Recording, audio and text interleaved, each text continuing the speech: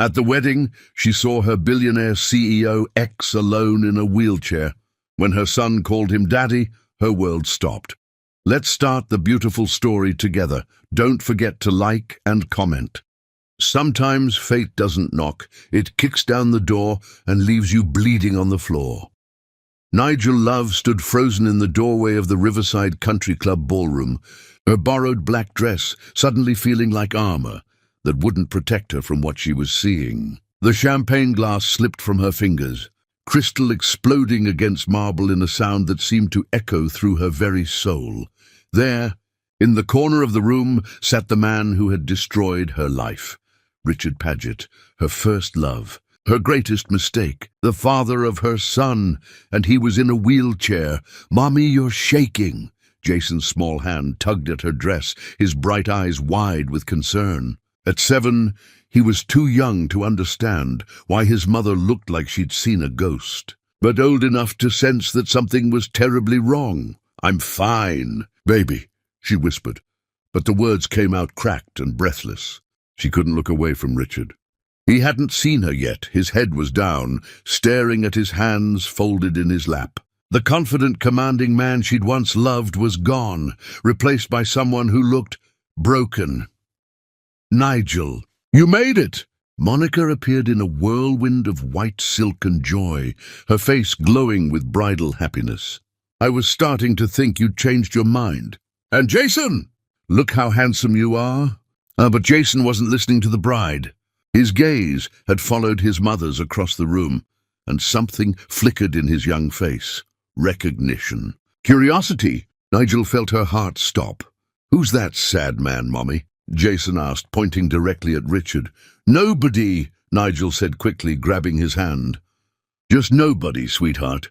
Monica followed their gaze, and her smile faltered slightly. "Oh, that's Richard Paget. You know, the CEO of Paget Industries. He's my cousin's business partner. Poor thing, he's been like that for years now. Some kind of accident, I think. He hardly ever comes to social events anymore. But Nigel, are you okay? You look like you're about to faint." Nigel couldn't answer, because at that moment Jason broke free from her grip and began walking across the ballroom floor. Not walking, running, straight toward Richard. "Jason, no!" But her voice was lost in the music and conversation of 200 wedding guests. She watched in horror as her son approached the man in the wheelchair. Richard looked up, probably expecting to shoo away an annoying child, but instead his face went completely white. Even from across the room, Nigel could see the exact moment recognition hit him. Those were his eyes looking back at him. His chin, his stubborn cowlick that never stayed flat. "Are you sad because you can't dance?" Jason asked, his voice carrying with the clarity that only children possess. The entire conversation at nearby tables went quiet.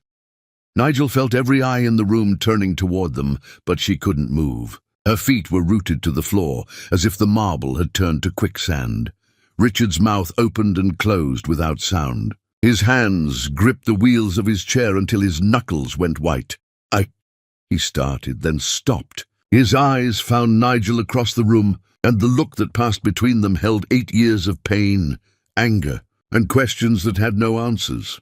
"My daddy can't dance either," Jason continued, completely oblivious to the emotional bomb he was detonating. "Mommy says he's away on business, but I think maybe he's sad like you. Do you want to be friends? That people should stick together." A strangled sound escaped Richard's throat. Several guests were now openly staring, and Monica's hand was gripping Nigel's arm like a vice. "Nigel," Monica whispered urgently, "what is going on? Why is Jason talking to— oh my God, is that—" But Nigel was already moving, her paralysis broken by pure maternal instinct. She had to get to Jason before he said anything else, before this situation became any worse than it already was. She pushed through the crowd of wedding guests, muttering apologies as she bumped into elegant couples and knocked over champagne flutes. But she was too slow, too late. "My name is Jason," her son was saying as she approached. "What's your name?" Richard's eyes were filled with tears now, his chest rising and falling like he was drowning. When he spoke, his voice was barely a whisper. I'm Richard." "That's a nice name," Jason said with the easy acceptance of childhood. "You have the same eyes as me. Look!" He pointed to his own face, then to Richard's, completely delighted by the discovery. The blood drained from Richard's face entirely. His gaze snapped to Nigel, who had finally reached them, and the accusation in his eyes was like a physical blow. "Jason, come here, now!" Her voice was sharp with panic. But Jason wasn't finished. He leaned in close to Richard, as if sharing a secret, and said the words that would change everything. "I wish you were my daddy. You look like you give really good hugs." The sound Richard made was inhuman, part sob, part gasp, part roar of anguish. Several guests gasped audibly, and Nigel heard someone whisper, "Is that child his?" "Jason, we're leaving. Right now." Nigel grabbed her son's hand, but he pulled away. "But, Mommy, I like him. He's nice, even if he's sad. Can we stay and play?" "No, we cannot stay and play." Her voice was rising, drawing even more attention. "We have to go home." "But now, Jason!" The sharpness in her tone finally penetrated her son's excitement. His lower lip began to tremble, and tears filled his eyes, the same eyes that were staring at them from Richard's face. "I'm sorry," Jason whispered to Richard. "I didn't mean to make Mommy mad." Richard reached out instinctively, his hand stopping just short of touching Jason's face. "You didn't do anything wrong," he said, his voice breaking. "Nothing at all." Nigel felt like she was drowning. The room was spinning. Voices were buzzing around them like angry bees, and she could feel her carefully constructed life crumbling like a house of cards. "Nigel." Richard's voice was stronger now, commanding in a way that brought back memories she'd buried deep. "Don't you dare walk away from me again." The words hit her like a slap. She turned to face him fully for the first time in 8 years, and the pain in his eyes nearly brought her to her knees. "I can't do this," she whispered. "Not here, not now." "Then where?" he demanded. "When? Because I'm pretty sure I deserve some answers." Jason looked between them, confusion and fear replacing his earlier joy. "Mommy, why are you crying? Did I do something bad?" "No, baby. You didn't do anything bad." She knelt down to his level, trying to shield him from the stares and whispers surrounding them. "But we have to go now. Will I see you again?" Jason asked Richard over his mother's shoulder. Richard's eyes never left Nigel's face as he answered, "Yes. You will definitely see me again." The promise in his voice was unmistakable, and Nigel felt her world tilt on its axis. She stood up, lifted Jason into her arms despite his protests, and began pushing through the crowd toward the exit. Behind her, she could hear Richard calling her name, but she didn't turn around. She couldn't, because if she looked back, she might see the man she'd once loved more than breathing, and she wasn't strong enough to survive losing him twice. But as she reached the ballroom doors, Jason's voice carried across the sudden silence. "Bye, Daddy." Nigel's steps faltered, and she heard Richard's wheelchair moving behind them, the mechanical whir of the motor cutting through the wedding music like a blade. She ran. Chapter 2, The Devastating Truth Unfolds. The knock came at dawn, sharp and relentless, like the judgment of God. Nigel jolted awake on her second-hand couch, her neck stiff from sleeping upright. She'd been afraid to go to bed, afraid to close her eyes, afraid that somehow Richard would materialize in her living room like a ghost from her past. The knocking continued, each rap against her apartment door like a nail being driven into a coffin. Jason was still asleep in his bedroom. Thank God. After their flight from the wedding, he'd cried himself to exhaustion, asking over and over why they had to leave the nice, sad man behind. She'd told him they had to go because the party was too loud, but 7-year-olds weren't easily fooled. He knew something was wrong. The knocking stopped, and for a moment Nigel allowed herself to hope that whoever it was had given up. Then she heard the voice that had once whispered promises in her ear, now cold and commanding. "I know you're in there, Nigel. We need to talk."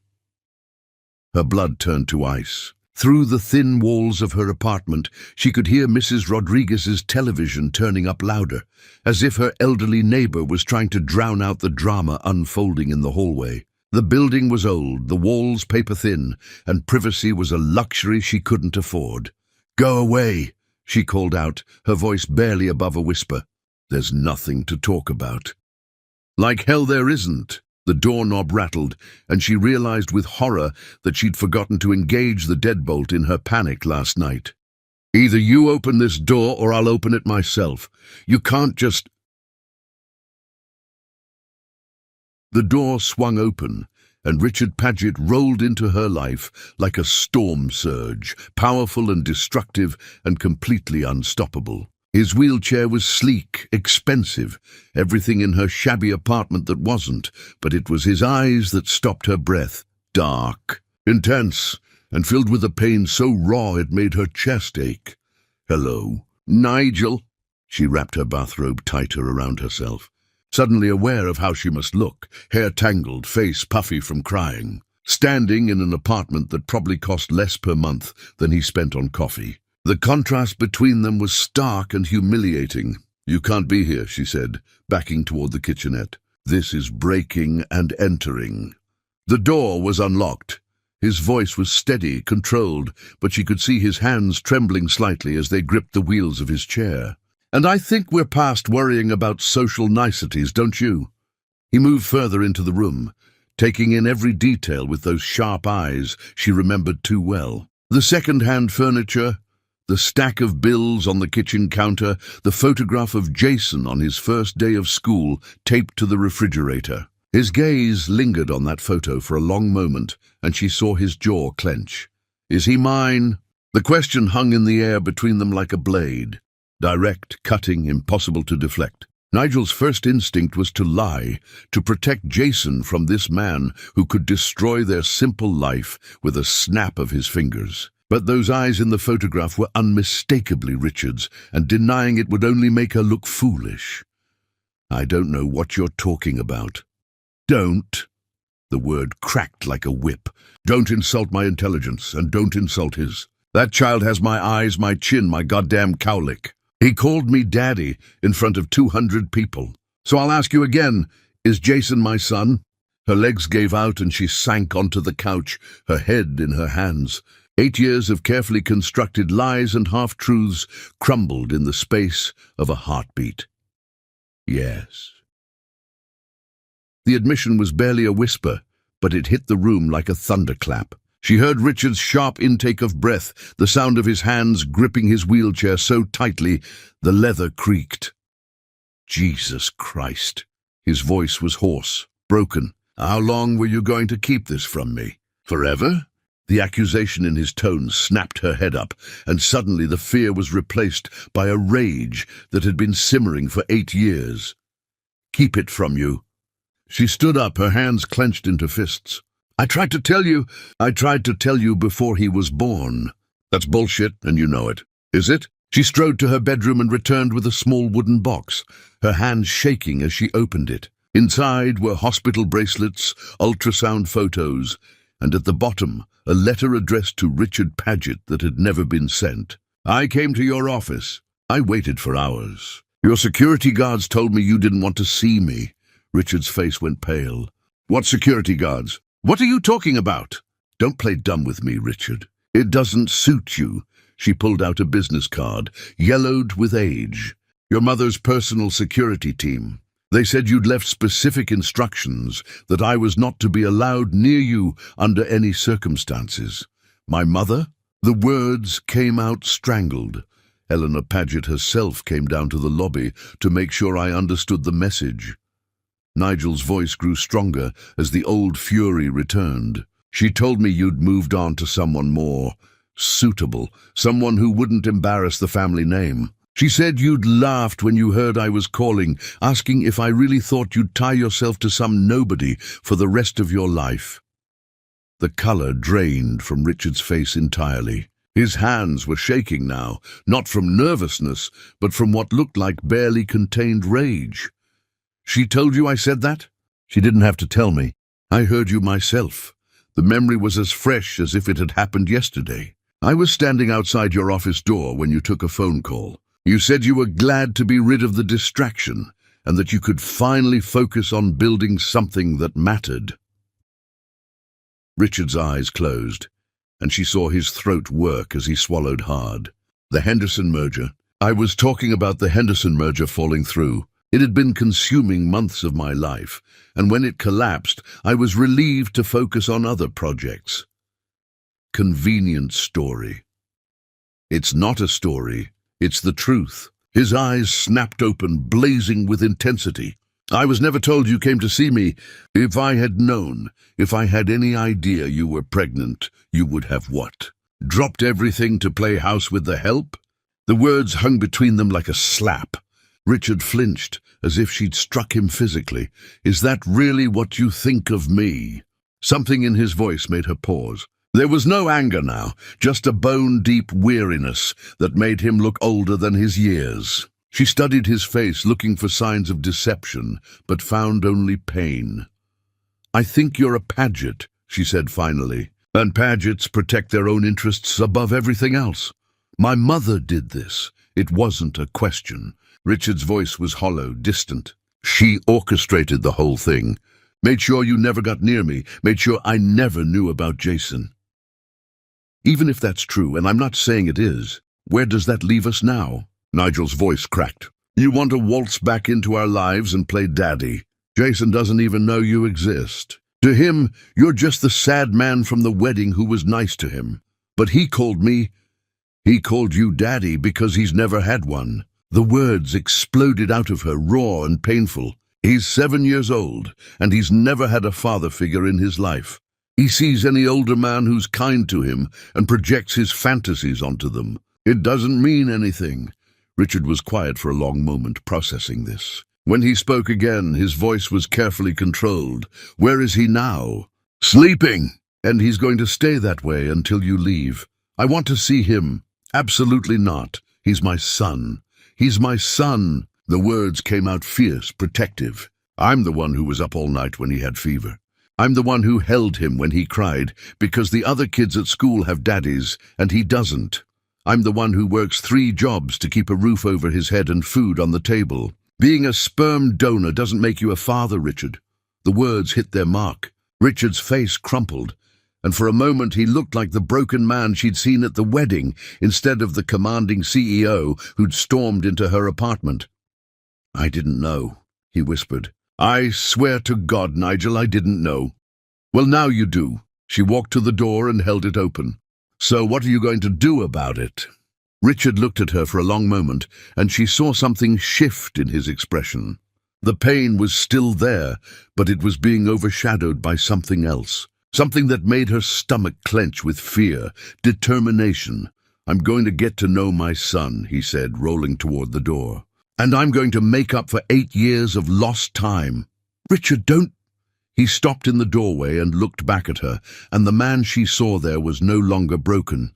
He was every inch the billionaire CEO who'd built an empire from nothing, who crushed his enemies and got what he wanted through sheer force of will.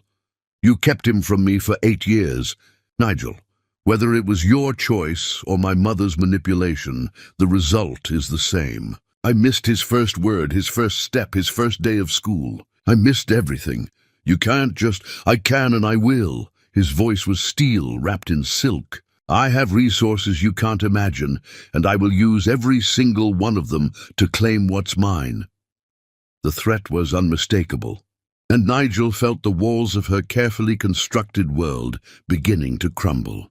Is that what Jason is to you? Property to be claimed? Richard's expression softened slightly, but the determination never wavered. He's my son, and I'll be damned if I let another day go by without him knowing that. He rolled out of her apartment and down the hallway, leaving Nigel standing in the doorway with her heart pounding and her mind racing. Behind her she heard the soft patter of bare feet on linoleum. Mummy? Who was that man? She turned to find Jason standing in his pajamas, rubbing his eyes and looking confused. Her heart broke all over again as she saw Richard's eyes looking back at her from her son's face. Nobody, baby. Just a man who was lost. But even as she said the words, she knew they were a lie. Richard Paget wasn't lost anymore. He'd found them, and God help them all, he wasn't going away. Chapter 3. War is declared. The law office smelled like leather and broken dreams. Nigel sat across from Margaret Chen, a family lawyer who'd agreed to take her case for what she could afford, which was practically nothing. The woman's kind eyes couldn't hide the grim reality. They were going to war with cannons, while the enemy had nuclear weapons. "I have to be honest with you, Nigel," Margaret said, sliding a thick file across the desk.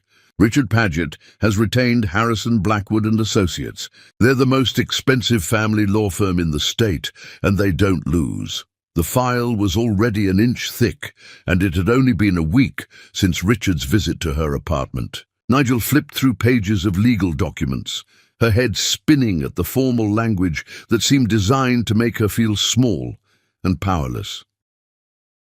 "What does all this mean?" "It means he's filing for joint custody, claiming you willfully concealed his paternity and denied him his parental rights." Margaret's voice was gentle but firm. "They're also requesting a full investigation into your living situation, financial stability, and fitness as a parent." The words hit her like physical blows. "Fitness as a parent? I've been Jason's only parent for 8 years. "I know, and that's what we'll argue. But Nigel, you need to understand what you're up against. Richard Paget's lawyers are going to scrutinize every aspect of your life. They'll find every mistake, every struggle, every moment where you weren't perfect, and they'll use it against you." Through the window, Nigel could see the gleaming towers of downtown, Richard's empire stretching toward the sky like fingers reaching for heaven. Her own world felt so small in comparison, a cramped apartment, multiple jobs, a life held together with determination and prayer. "Can they really take him away from me?" Margaret was quiet for a long moment, and that silence told Nigel everything she needed to know. "We're going to fight this with everything we have," Margaret said finally. "But I need you to prepare for the possibility that the court might see Richard as the more stable parent. He has unlimited resources, a large home, the ability to provide for Jason's education and future in ways that I can't." The words tasted like ashes in Nigel's mouth. "That's not what I said." "But it's what you meant." Nigel closed the file, unable to look at any more legal documents that reduced her life to insufficient assets and questionable choices. "Money makes right, is that it?" "The law is supposed to consider what's in the best interest of the child," Margaret said carefully. "But the reality is that courts often equate financial stability with overall stability. It's not fair, but it's the system we're working within." Nigel's phone buzzed with a text message, and her heart sank as she read it. Third notice. Pay rent by Friday, or face eviction proceedings. She was fighting for her son, while barely keeping a roof over their heads. Meanwhile, Richard probably spent more on lunch than she made in a month. "There's something else," Margaret said, her expression growing even more grave. "His lawyers are requesting a psychological evaluation for both you and Jason." "What? Why?" "They're claiming that your decision to keep Jason from his father shows poor judgment and potential emotional instability. They want to ensure that Jason hasn't been psychologically damaged by the absence of his father." The irony was crushing. Jason was about to be psychologically damaged, all right, by being torn between two parents who were hell-bent on destroying each other. The first custody hearing was held in a sterile courtroom that felt more like a morgue than a place where families were supposed to be healed. Nigel wore her best dress, a navy blue number she'd found at a thrift store, and altered herself, and tried not to feel intimidated by the army of lawyers surrounding Richard. He looked different in his tailored suit, every inch the powerful CEO despite the wheelchair. When their eyes met across the courtroom, she saw no trace of the broken man from the wedding, or even the desperate father from her apartment. This was Richard Paget in his element, and she was just another obstacle to overcome. "Your Honor," Richard's lead attorney began, his voice smooth and confident, My client is a loving father who was denied the opportunity to know his son through no fault of his own. Ms. Love made a unilateral decision to exclude him from Jason's life, depriving both father and child of their fundamental rights. Nigel watched the judge's face, trying to read his expression as the lawyer painted her as a vindictive woman who'd weaponized her child against his father. Every word was carefully chosen, technically true, but missing the crucial context that would explain her actions. Furthermore, Your Honor, Ms. Love's current living situation raises serious concerns about stability. She works multiple jobs, leaving Jason in the care of various babysitters and neighbors. She lives in a one-bedroom apartment in a neighborhood with documented safety issues. Meanwhile, my client can provide Jason with a stable home, excellent educational opportunities, and the financial security every child deserves. When it was Margaret's turn to speak, Nigel could hear the uphill battle in her voice. Your Honor, Ms. Love has been Jason's primary caregiver since birth. She has provided him with love, stability, and moral guidance, despite facing significant financial challenges. My client attempted to inform Mr. Paget of his paternity years ago, but was turned away. She believed, reasonably, that he had rejected both her and their unborn child.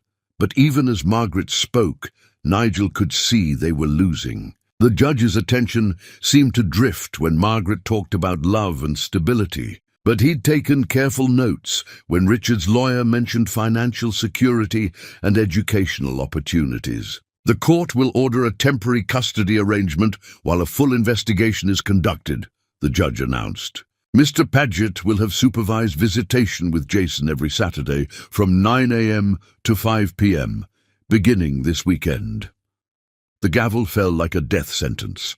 Nigel felt the courtroom spinning around her as the reality sank in. She was losing her son, piece by piece, to a man who had the power to take everything from her. Saturday morning came too soon. Nigel stood in her living room, watching Jason play with his worn toy cars on the coffee table, and tried to figure out how to explain that his whole world was about to change. Sweetheart, do you remember the man from the wedding? The one in the wheelchair? Jason looked up, his face brightening. The sad man. Is he coming to play? The innocence in his voice made her chest ache. His name is Richard, and he's going to spend some time with you today. Really? Why? How did you explain to a 7-year-old that his entire life was about to be dissected in court? That the father he'd never known was fighting for the right to be part of his world? Because he cares about you, Jason. And sometimes when grown-ups care about children, they want to spend time together. Jason considered this with the seriousness that children brought to important matters. Will you be there too? Not today, baby. But I'll pick you up later, okay? The knock on the door was soft this time, almost apologetic. When Nigel opened it, she found Richard waiting with a woman in a business suit, the court-appointed supervisor who would monitor his visits. Hello? Jason, Richard said, his voice gentler than she'd heard it since the wedding. Would you like to go to the park? Jason nodded eagerly, already reaching for his jacket. But as they prepared to leave, he turned back to his mother with worried eyes. You'll be here when I get back. I promise, Nigel said, kneeling down to hug him tight. I'll be right here. She watched from the window as Richard's driver helped Jason into the back seat of a luxury car that probably cost more than she'd make in 5 years. Her son's face was pressed against the glass, waving at her until they disappeared around the corner. The apartment felt empty without him, echoing with silence that seemed to mock her. This was just the beginning. If Richard got joint custody, she'd be spending half her life in this empty space, missing her son's laughter, his questions, his presence that made everything else bearable. Her phone rang, startling her from her thoughts. Nigel, it's David. David Martinez, the high school teacher she'd been dating for the past year. Kind, stable, everything Richard wasn't, and everything she apparently didn't deserve. I heard about the custody case, he said, his voice careful. I wanted to call and see how you're holding up. I'm fine, she lied, sinking onto the couch where Jason had been playing just minutes before. No, you're not. And that's okay. What you're going through, it's hell. I can't imagine.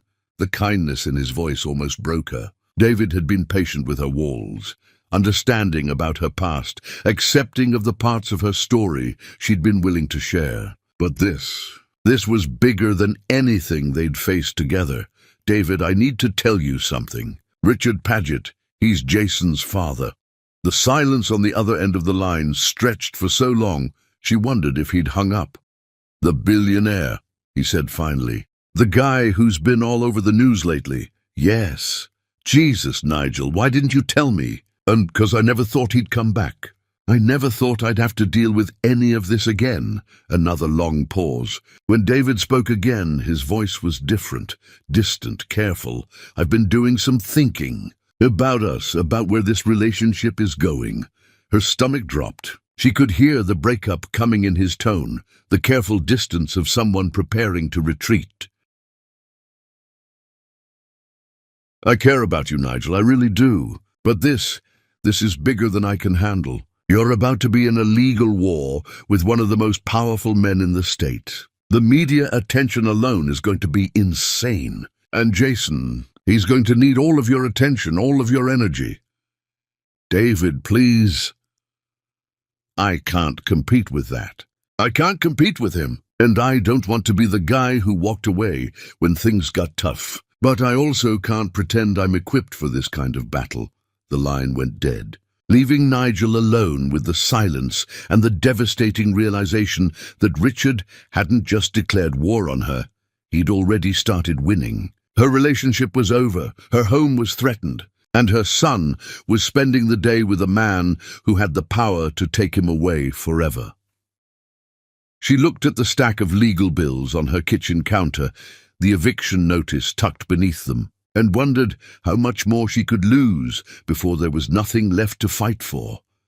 Outside, storm clouds were gathering, and the first drops of rain began to fall against her window like tears from heaven. The war had begun, and she was already losing. Chapter 4. The Poisonous Victory. Victory tasted like poison when it destroyed the thing you were fighting for. Richard sat in his study. The custody agreement spread across his mahogany desk like a battle plan that had succeeded too well. Joint custody, 50-50 time, legal recognition as Jason's father.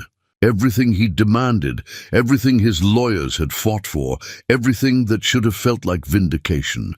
Instead, he felt like he was drowning. Mr. Paget? His housekeeper, Maria, appeared in the doorway with the careful expression she wore when delivering bad news. Jason is asking for his mother again. He's been crying for an hour. Through the ceiling, Richard could hear the muffled sobs of his 8-year-old son, their son, coming from the guest bedroom that had been hastily converted into a child's room. Expensive toys filled every corner, educational games were stacked on custom shelves, and a bed that cost more than most people's cars sat in the center of it all. Everything a child could want, except the one thing Jason actually needed. His mother. "I'll be right up," Richard said, but Maria didn't move. "Sir, perhaps it would be better if we called Ms. Love. He keeps asking when she's coming to get him, and I don't think he understands." "No." The word came out sharper than he intended. This is his home now, too. He needs to adjust. But even as he said it, Richard knew he was lying to himself. Jason wasn't adjusting. If anything, he was getting worse with each visit. The bright, curious child who'd approached him at the wedding was disappearing, replaced by a scared, confused little boy who cried himself to sleep every night he stayed here.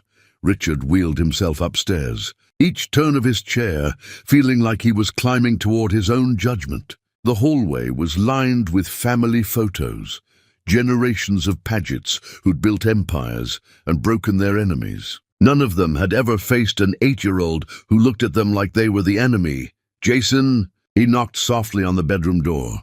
"Can I come in?" The crying stopped, but there was no answer. Richard pushed the door open to find Jason curled up in the corner of the massive bed. clutching a small stuffed elephant that he'd brought from his mother's apartment. It was worn and faded, clearly well-loved, and it looked pathetically small in the expensive room. "Hey, buddy, what's wrong?" Jason looked at him with red-rimmed eyes that were so much like Richard's own. It hurt to see them filled with such misery. "I want to go home." "This is your home too now," Richard said, trying to keep his voice gentle. "Remember? The judge said you get to stay here every other week, but I don't like it here." The words were whispered, as if Jason was afraid of hurting Richard's feelings, even in his distress. "It's too big and too quiet, and it doesn't smell like Mommy." Richard felt his heart crack a little more. He'd hired decorators, bought the best of everything, tried to create a perfect space for his son. But he'd forgotten that home wasn't about things. It was about the people who made you feel safe. "What if we call your mom? Would that help?" Jason's face lit up for the first time in days. "Really? Can I talk to her?" Richard dialed Nigel's number, dreading the conversation, but unable to deny his son this small comfort. She answered on the first ring, as if she'd been waiting by the phone. "Is everything okay? Is Jason hurt?" The immediate panic in her voice reminded Richard that this war wasn't just between them anymore. Every decision, every battle, every victory hurt the child they were both supposed to protect. "He's fine. He wants to talk to you." Richard handed the phone to Jason and watched his son's entire demeanor change. The tears stopped, his face relaxed, and for a few precious minutes he was just a little boy talking to his mother about his day. "I miss you too, Mommy," Jason whispered into the phone. "When can I come home?" "I don't like the big house. It makes me feel scared."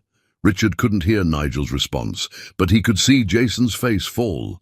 "But I don't want to stay here anymore. Please, Mommy, please come get me."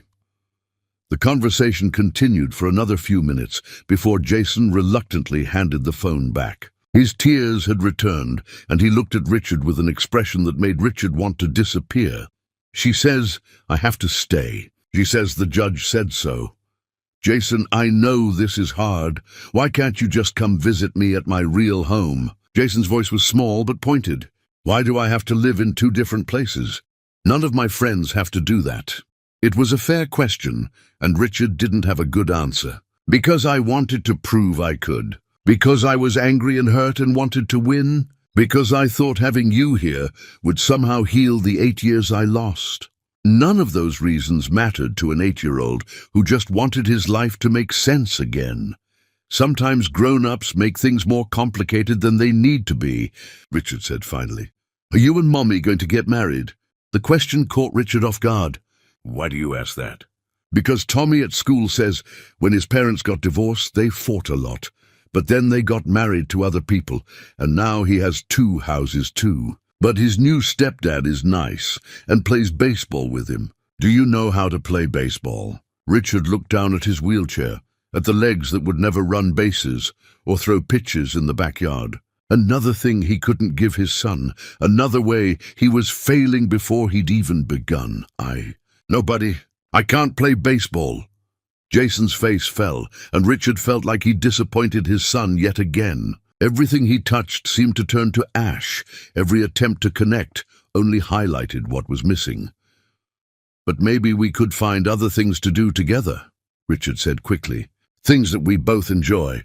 "Like what?" Richard looked around the expensive bedroom, at all the toys and games and educational materials that Jason hadn't touched, and realized he had no idea what his son actually enjoyed. He'd bought what he thought an 8-year-old should want, not what Jason specifically needed. "What do you like to do? What makes you happy?" Jason considered this seriously. "I like to help Mommy cook, and I like to read stories. And sometimes we go to the park and feed the ducks, but we can't do that very much because Mommy has to work."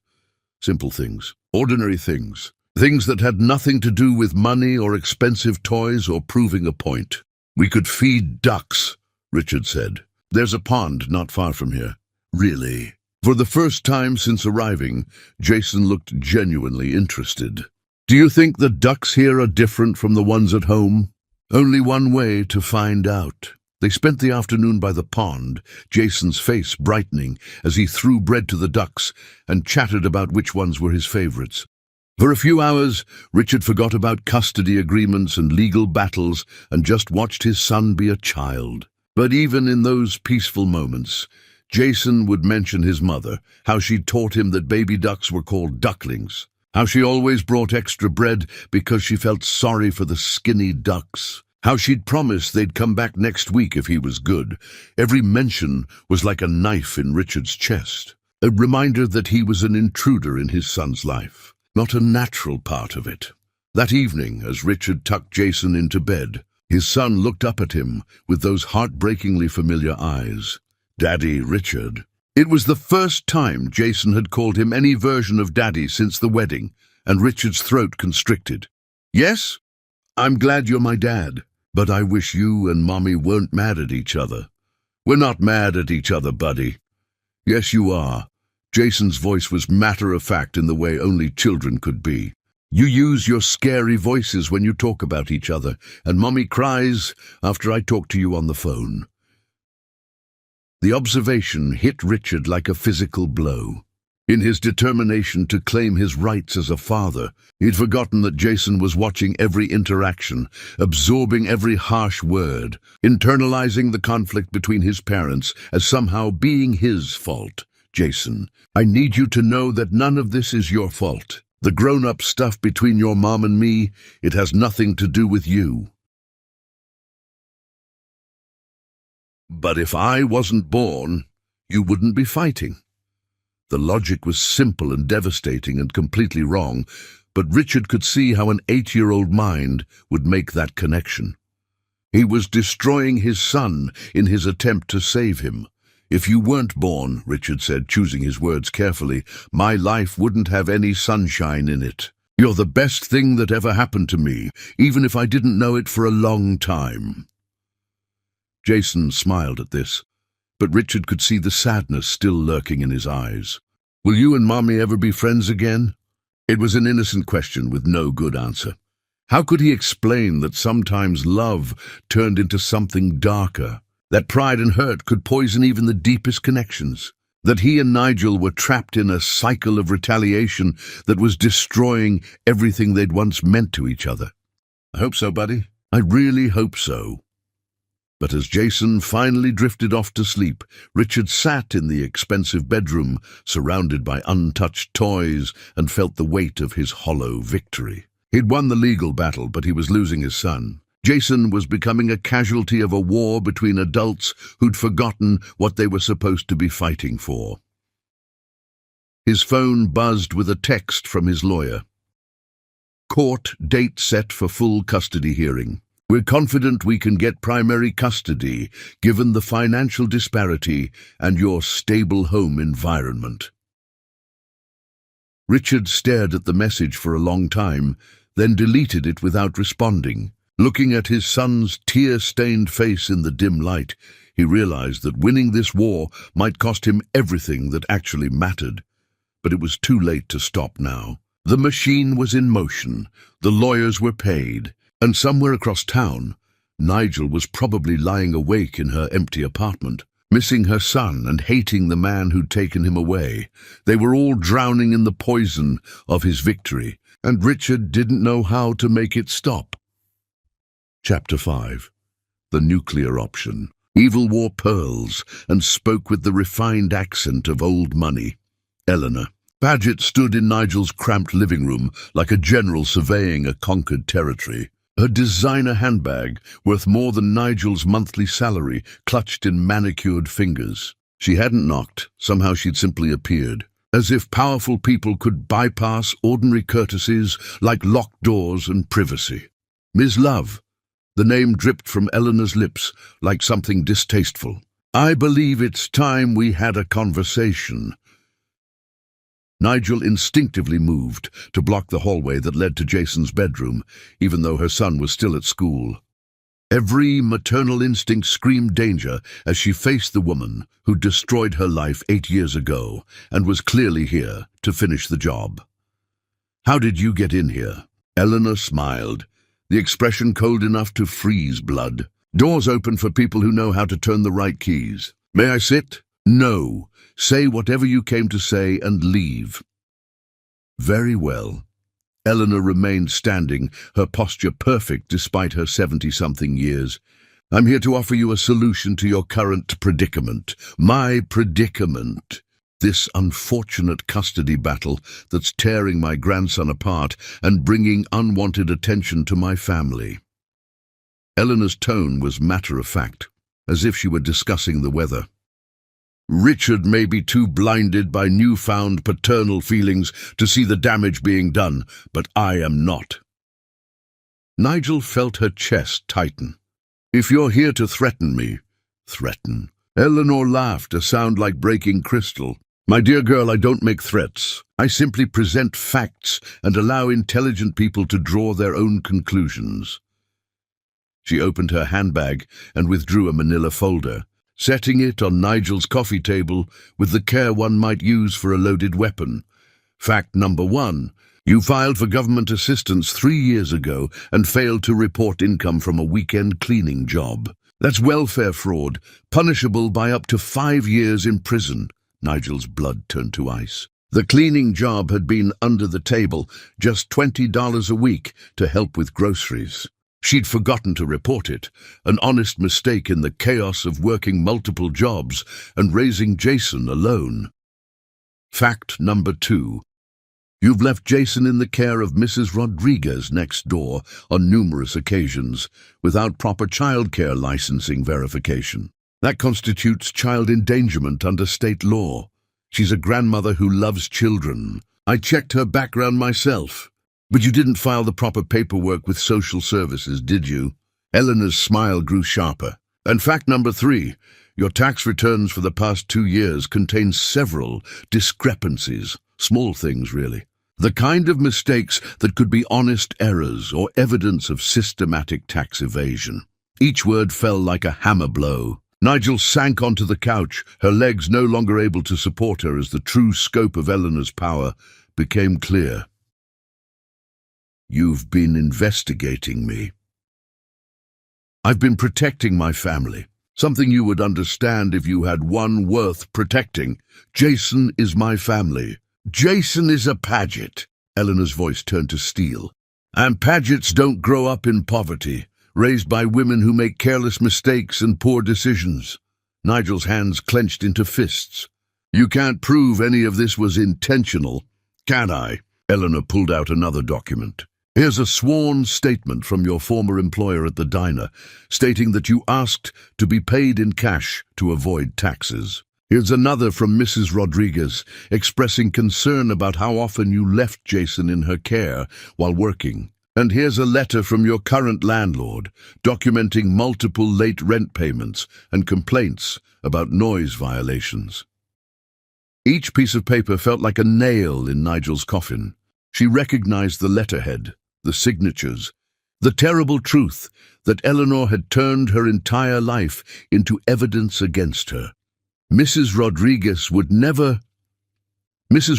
has a son who's been struggling with immigration status. Amazing how helpful people become when their own families are threatened. The casual cruelty of it took Nigel's breath away. Eleanor hadn't just investigated her, she'd turned her friends and neighbors into weapons against her. What do you want? I want what's best for everyone involved. Eleanor sat down now, her movements graceful and predatory. I'm prepared to offer you $500,000 in exchange for your signature on a few documents. She pulled out a contract, the legal language dense and intimidating. But Nigel could read enough to understand the gist. She would sign away all parental rights to Jason and agree never to contact him or Richard again. You want me to sell my son? I want to save him from a life of mediocrity and you from a prison sentence. Eleanor's tone remained conversational, as if they were discussing a business transaction rather than tearing apart a family. The choice is yours, of course. Sign these papers, take the money, and disappear. Start a new life somewhere far away where you can't hurt my family anymore. And if I refuse, then tomorrow morning I'll have these documents delivered to the district attorney's office. By afternoon, you'll be arrested on multiple felony charges. Jason will be placed in temporary state custody while you await trial, and Richard will be granted emergency custody as his biological father. The room was spinning. Nigel gripped the arm of the couch, trying to anchor herself as her world collapsed around her. Even if you're acquitted, which is unlikely given the evidence, the trial will take months, years possibly. And during that time, Jason will be living with Richard, bonding with him, forgetting you. When you finally get out of prison, you'll be a stranger to your own son. Eleanor's words painted a picture so vivid and horrible that Nigel could see it unfolding like a nightmare. Jason crying for her in a foster home, then slowly forgetting her face as months passed. Richard raising him with expensive toys and private schools, telling him his mother was a criminal who'd abandoned him. "He'll hate me," Nigel whispered. Children are remarkably adaptable. Richard was very young when his father died, and he adjusted beautifully to having only me as a parent. Jason will do the same. Richard knows about this, doesn't he? The question hung in the air like a challenge. Eleanor's mask slipped for just a moment, revealing something that might have been irritation. Richard is too sentimental to do what's necessary. He's convinced that somehow this war will end with everyone happy and whole. But you and I both know better, don't we? This can only end one way, with Jason choosing between parents who've destroyed each other in their battle for him. Eleanor leaned forward, her eyes boring into Nigel's soul. Is that really what you want for him? To grow up feeling responsible for the hatred between his parents? To be a prize in a war that neither side can truly win? The words hit their target with surgical precision. Nigel had seen the toll the custody battle was taking on Jason. The tears, the confusion, the way he blamed himself for his parents' anger. Every night he was away, she lay awake knowing he was crying for her in Richard's mansion. Every day he came home, he seemed a little more damaged by the conflict. "You have 48 hours to decide," Eleanor said, standing with the fluid grace of someone who'd never doubted her own power. "After that, the district attorney receives an anonymous tip about your various indiscretions." She moved toward the door, then paused. "For what it's worth, I do believe you love Jason, but love isn't always enough, is it? Sometimes the most loving thing a parent can do is step aside and let their child have the life they deserve. The life you think he deserves. The life that money and position can provide. Safety, education, opportunities, a future without limits." Eleanor's smile was almost pitying. "You can give him love, my dear. But can you give him Harvard? Can you give him connections that will open doors throughout his life? Can you give him the confidence that comes from never having to worry about money?" The questions were knives, each one cutting deeper because they touched on Nigel's deepest fears. She'd lain awake countless nights worrying about Jason's future, about whether her love would be enough to overcome the limitations of their circumstances. "Think about it," Eleanor said softly. $500,000 is enough to start over somewhere else. College perhaps, a career, a life where you're not defined by the mistakes of your past. Blood money. Survival money. Face the facts, Ms. Love. You're drowning, and I'm offering you a life preserver. The only question is whether you're too proud to take it." Eleanor left as silently as she'd arrived, leaving only the manila folder and the contract on the coffee table, like evidence of a visitation from the devil herself. Nigel stared at the documents until the words blurred together, her mind reeling with impossible choices. $500,000. More money than she'd ever imagined having. Enough to disappear, to start over, to build a life where she wasn't constantly one paycheck away from disaster. All she had to do was give up her son. Her phone rang, startling her from her spiraling thoughts. Jason's school number appeared on the screen, and for a terrifying moment she wondered if Eleanor's reach extended even there. "Ms. Love, this is Principal Martinez. I'm calling because Jason had an incident at school today." "What kind of incident? Is he hurt?" "He's not hurt, but he got into a fight with another student." According to witnesses, the other child said something about Jason's parents being in the newspaper, and Jason, well, he didn't handle it well. Nigel closed her eyes, the weight of her choices pressing down like a physical force. The custody battle was becoming public knowledge, turning Jason into a target for schoolyard cruelty. Another way their war was destroying the child they were fighting over. I'll be right there.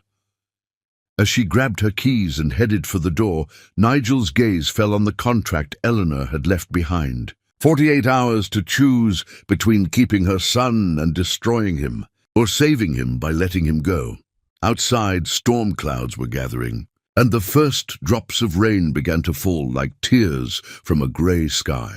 Somewhere across town, Richard was probably in his mansion, unaware that his mother had just set in motion the final battle of their war. And in a few hours, Nigel would have to look into Jason's eyes and decide whether love meant holding on or letting go. The timer was ticking, and there was no good choice left to make. Chapter 6. The Desperate Flight. Desperation makes liars of even the most honest hearts. Nigel stood in her kitchen at midnight, staring at the signed contract and bearer bonds spread across her table like evidence of a deal with the devil. Tomorrow morning, she would take Jason and disappear forever. But tonight, she had to figure out how to explain to an 8-year-old that his entire world was about to end.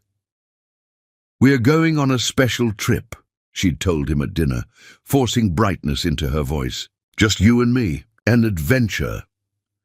Jason had been excited at first, asking if they'd see mountains or beaches, but his enthusiasm had faded when she'd deflected his questions about when they'd come back. Children had a way of sensing when adults were lying, and Jason was too smart for his own good.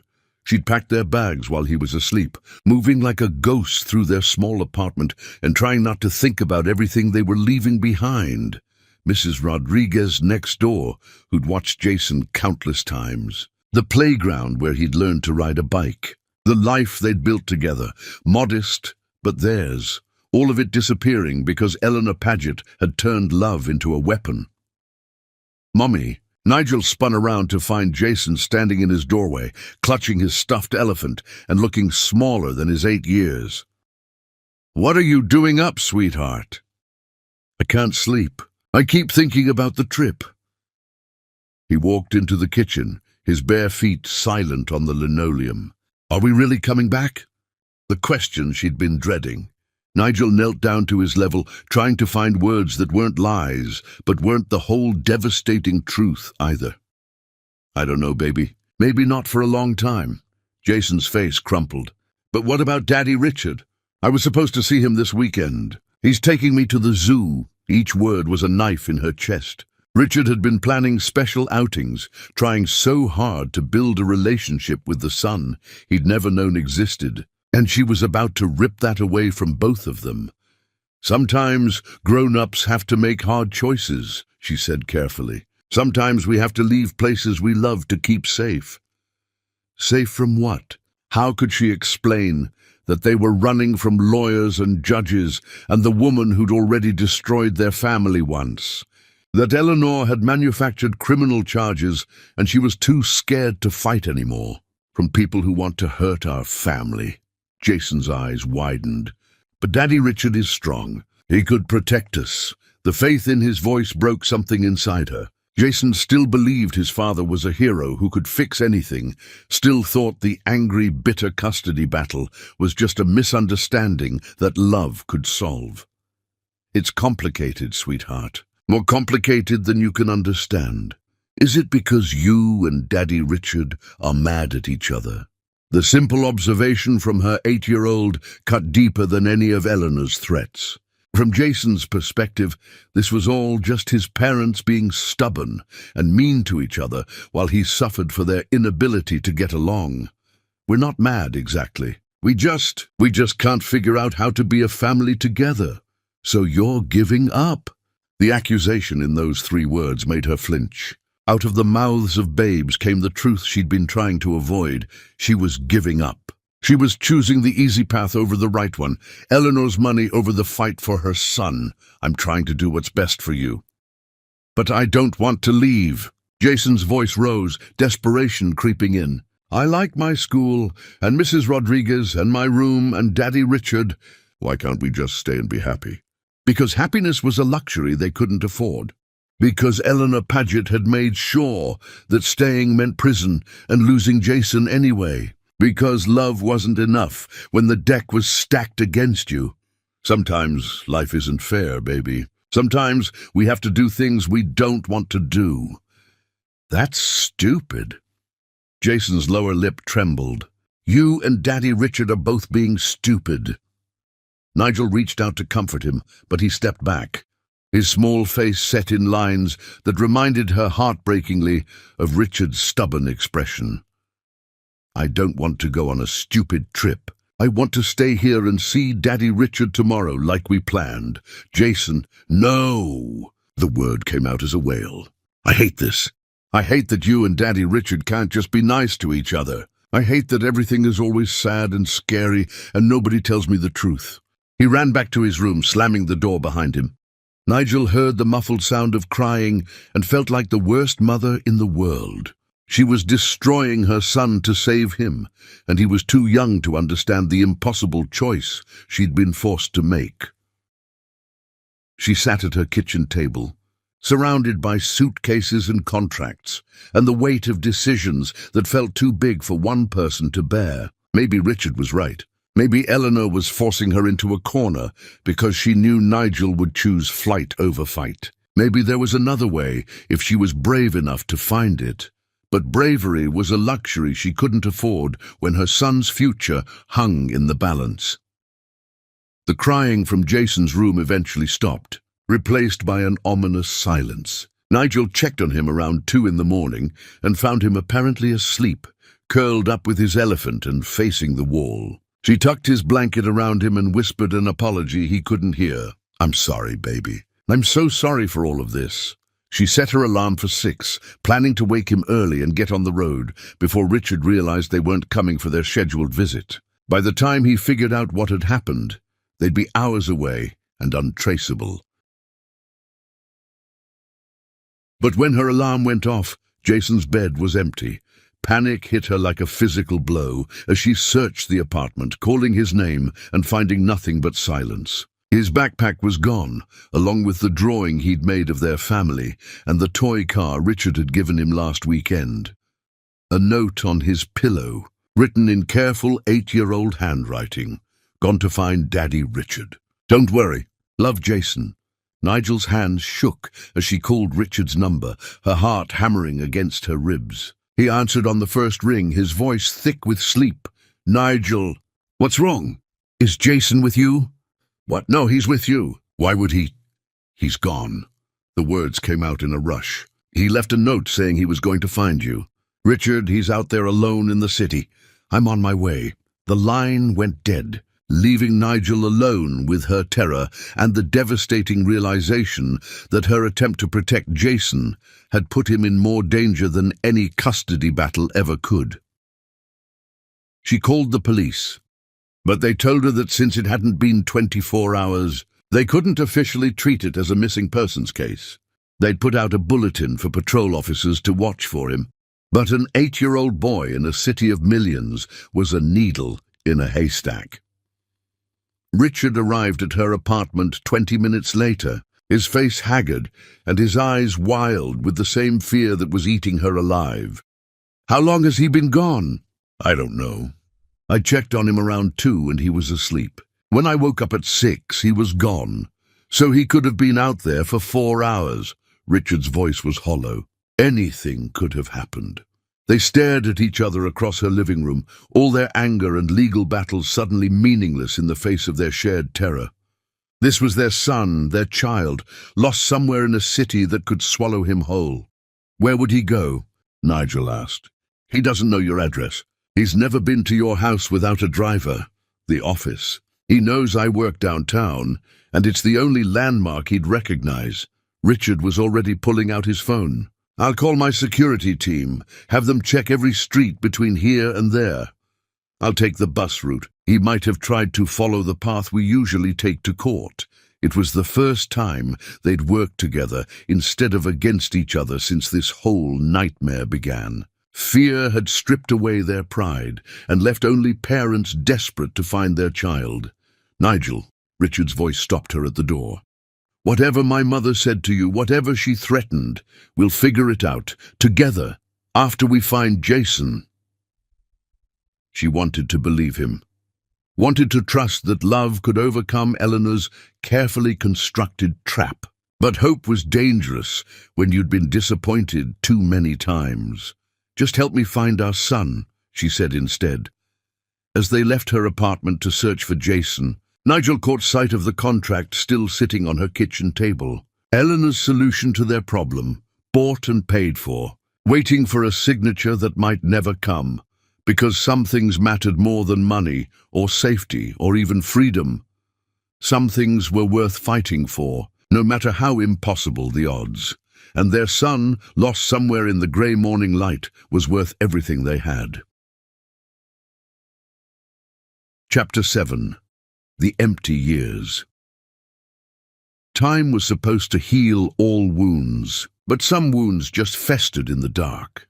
3 years had passed since that terrible night when Jason ran away. 3 years since Richard and Nigel had searched the city together until dawn, and found their son sleeping in a bus station downtown, cold and scared and begging them not to fight anymore.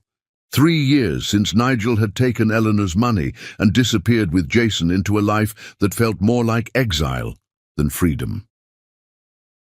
Richard sat in his study, the same room where he'd once planned hostile takeovers and billion-dollar mergers, now reduced to staring at old photographs and drinking expensive whiskey that did nothing to numb the pain. The business empire he'd built was crumbling around him, board members circling like vultures as his depression and reclusiveness made him a liability to his own company. "Mr. Paget?" Maria appeared in the doorway, her face creased with the worry that had become her permanent expression. "You missed another physical therapy appointment. Dr. Morrison called to reschedule." Richard didn't look up from the photo in his hands, Jason on his 7th birthday, grinning as he blew out candles on a cake that had probably cost more than most families spent on groceries. It was the last picture they'd taken together before Nigel vanished with him. "Cancel all my appointments." "Sir, you've been cancelling for months. Your recovery. My recovery is meaningless when there's nothing to recover for." Maria's silence spoke volumes. She'd watched him deteriorate from a powerful, driven man into someone who barely left his bedroom, let alone his house. The wheelchair that had once been a tool for mobility had become a prison of his own making.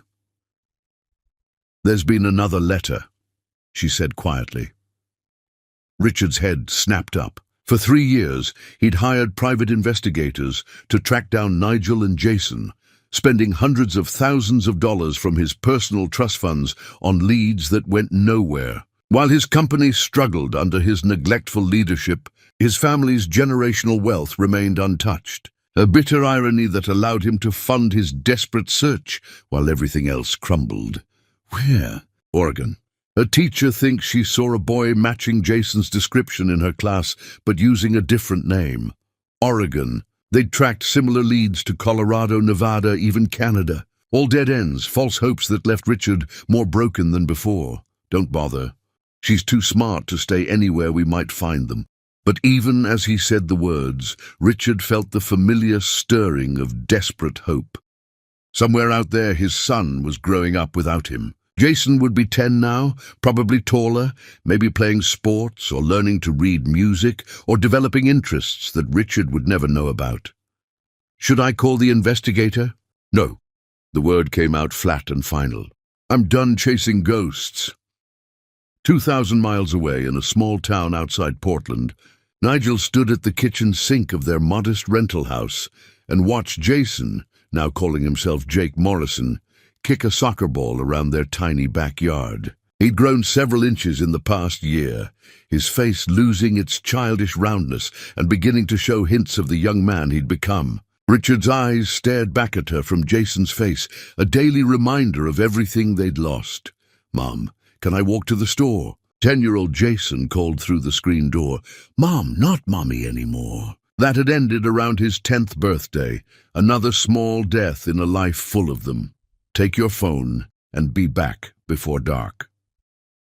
She watched him grab his jacket and head down the street, moving with the casual confidence of a child who'd learned to adapt to new places and new names with each move they'd made.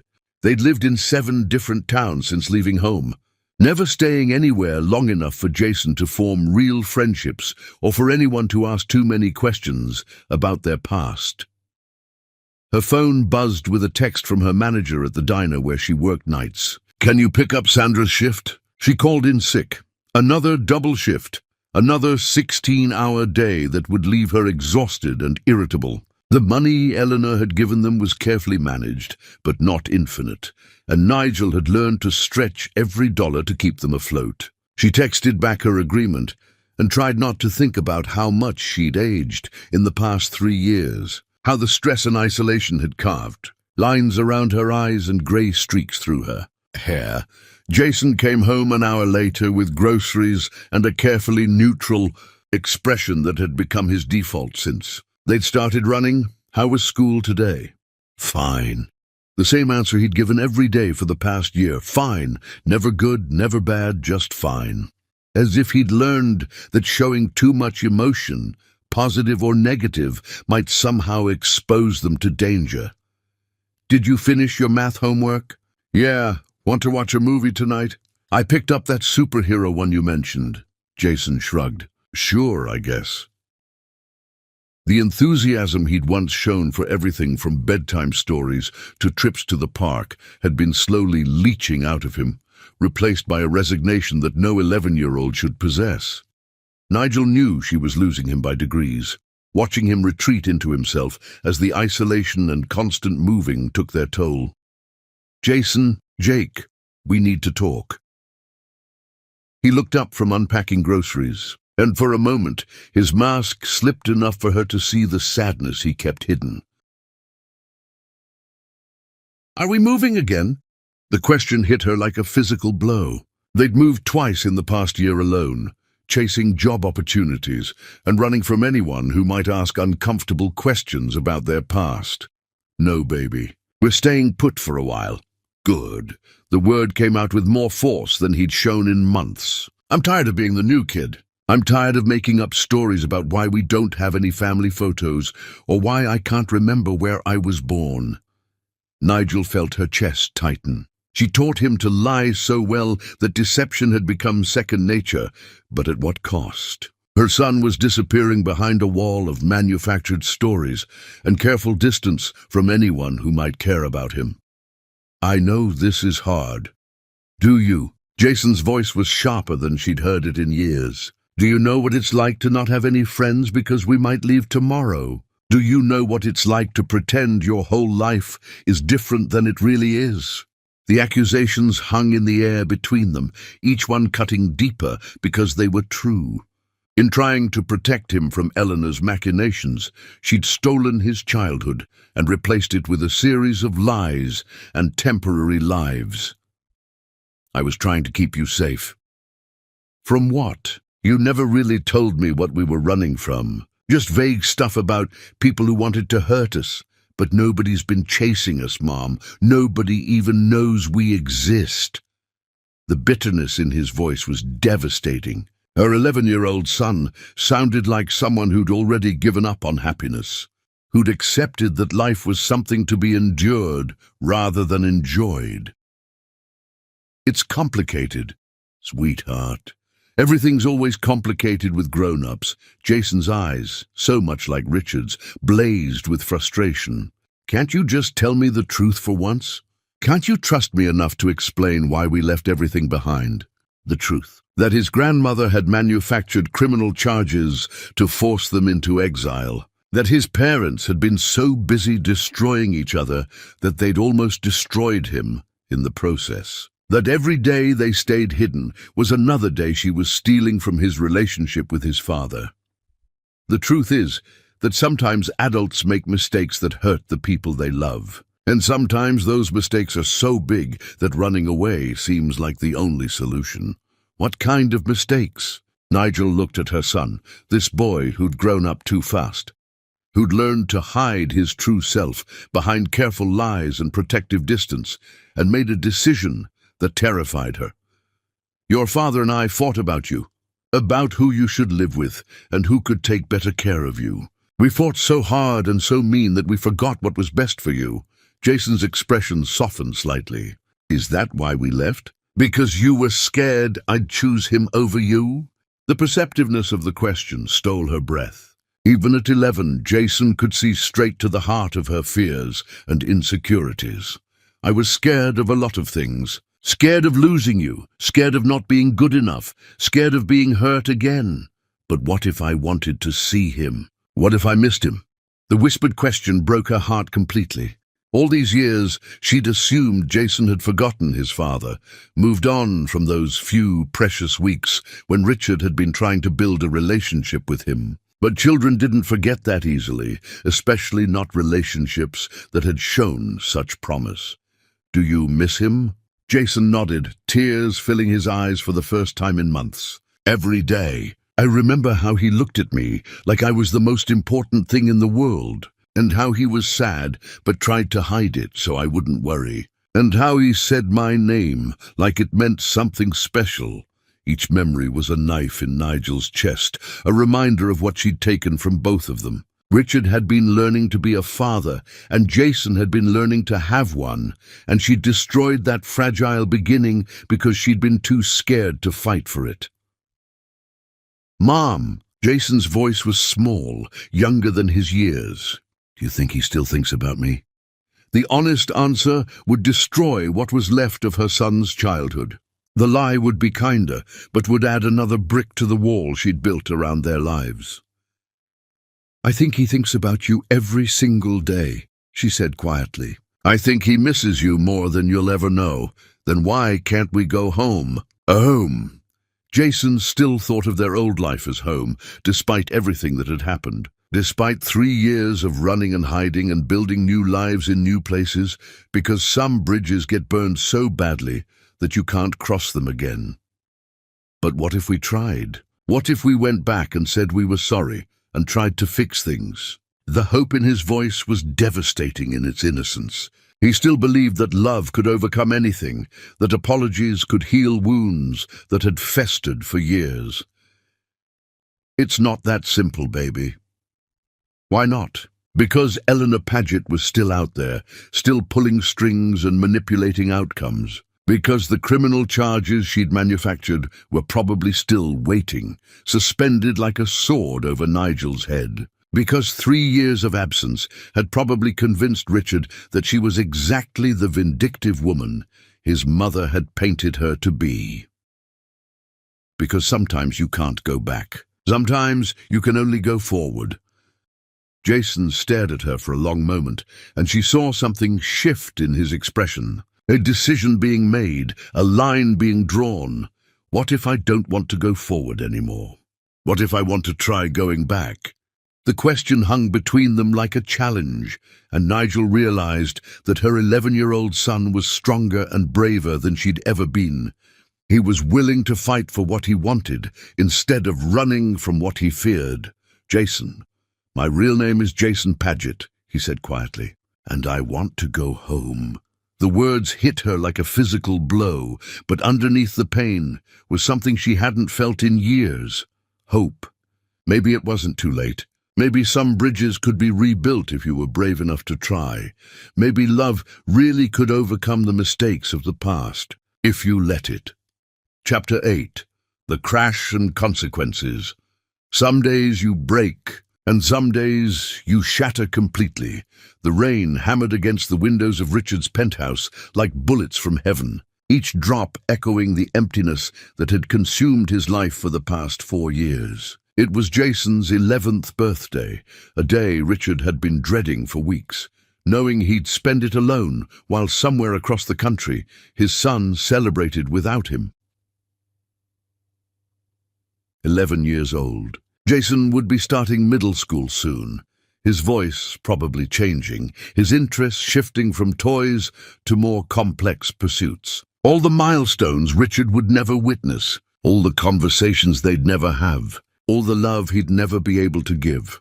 The whiskey bottle beside his wheelchair was nearly empty, but the pain remained stubbornly present. Alcohol had stopped working months ago, just like the sleeping pills and the therapy sessions and the desperate attempts to convince himself that life was worth living without the people who mattered most.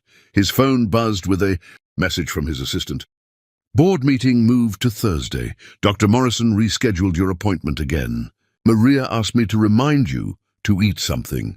The concern of his employees felt like pity, their careful politeness a reminder that he'd become a shadow of the man who'd once commanded boardrooms and built empires. The company was hemorrhaging money under his distracted leadership, and everyone knew it was only a matter of time before the board voted him out.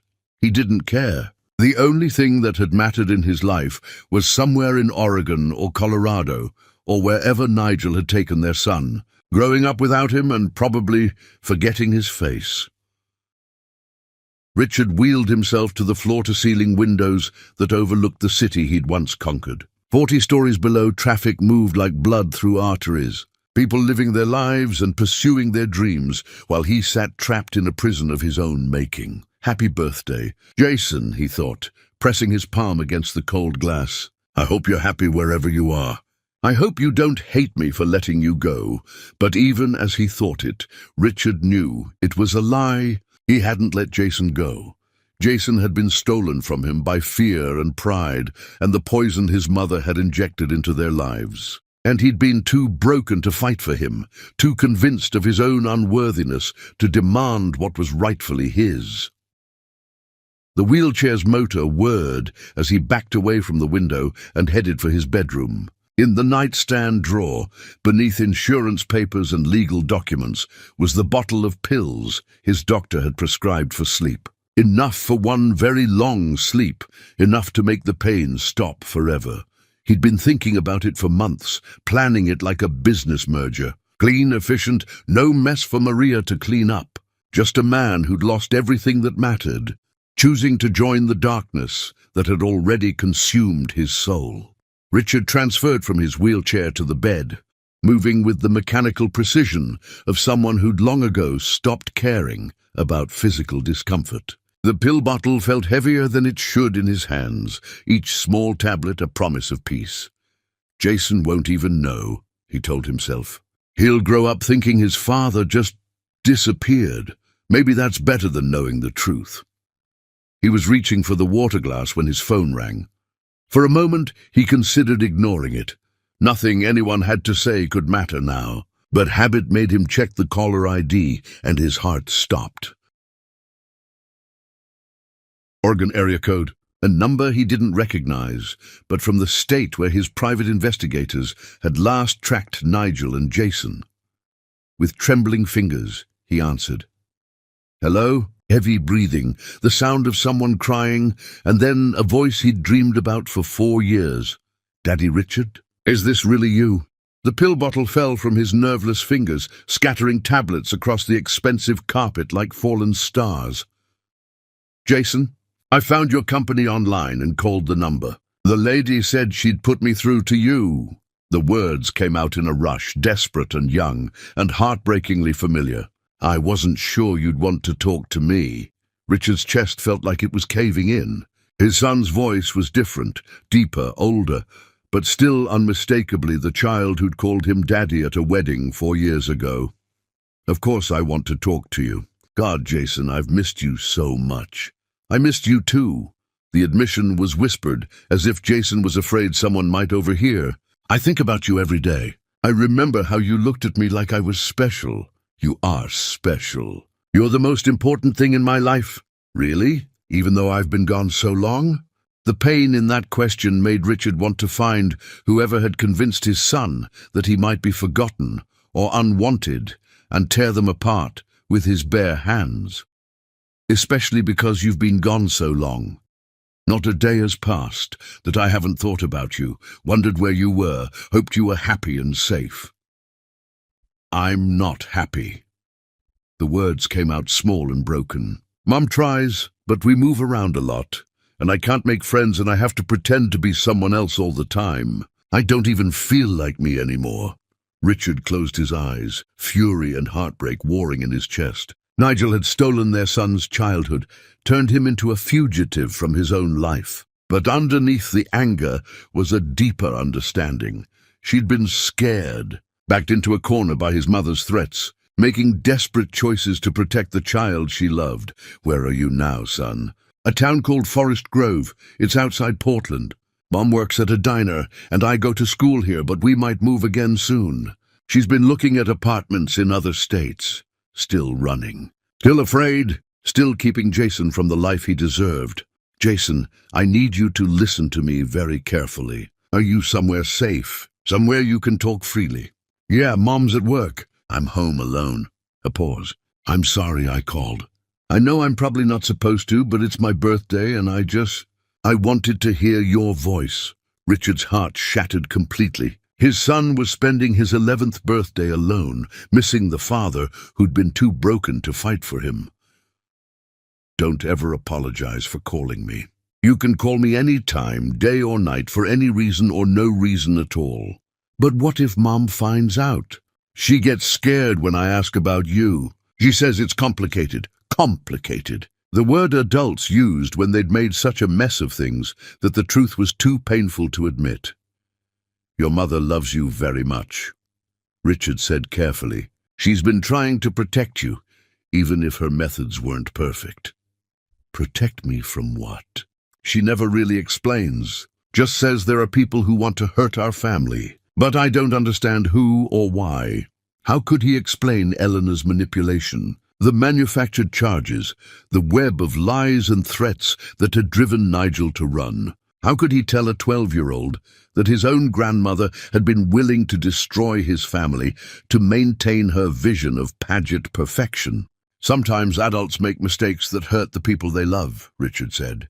"And sometimes those mistakes get so tangled up that it feels impossible to fix them.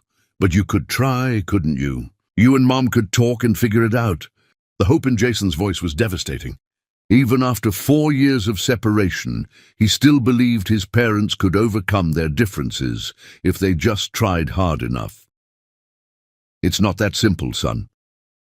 "Why not? Don't you love each other anymore?" The question hit Richard like a physical blow. Did he still love Nigel? After everything she'd put him through, after 4 years of being denied access to his son, after the legal battles and the running and the endless gnawing pain of missing them both. "Yes, God help him, yes. Love isn't always enough," he said quietly. "Sometimes there are too many walls between people, too much hurt and fear and pride. But what if we could tear down the walls? What if we all said we were sorry and tried to start over?" The innocent faith in his son's voice made Richard want to believe in impossible things. But some bridges were burned too thoroughly to rebuild, some damage too extensive to repair. "Jason, there are things you don't understand." "Then explain them to me. I'm 12 now, not a little kid. I can handle the truth."